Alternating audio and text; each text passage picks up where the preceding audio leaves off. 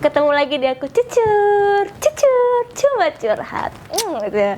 Itu mah terakhir nih, aku baru pulang dari Malaysia, aku bawa oleh-oleh nih, ada gantungan kunci Kuala Lumpur banyak, tapi udah diambilin sama anak Dikidi.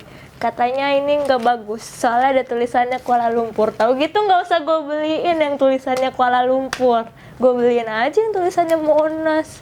Terus sama ini, aku beli coklat KitKat green tea tapi udah habis. Soalnya enak. Terus sama aku beli ini, nih, udah habis kak. Ini kan aku tuh belinya yang KitKat green tea tuh kecil, terus yang tiramisu juga kecil. Nah aku tuh milih ini karena gede, terus murah juga. Tapi aku nggak lihat tulisannya, aku cuma tuh lihat sininya nih, kayaknya enak gambarnya gitu.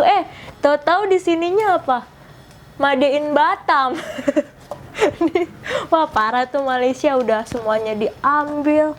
Ini juga lagi coklat. Ini padahal aku beli di toko oleh-oleh. Kan namanya di toko oleh-oleh, berarti aku nggak usah merhatiin dong itu buatan Malaysia, udah pasti buatan Malaysia. Nggak tahu-tahu buatan Indonesia, sama aja bohong.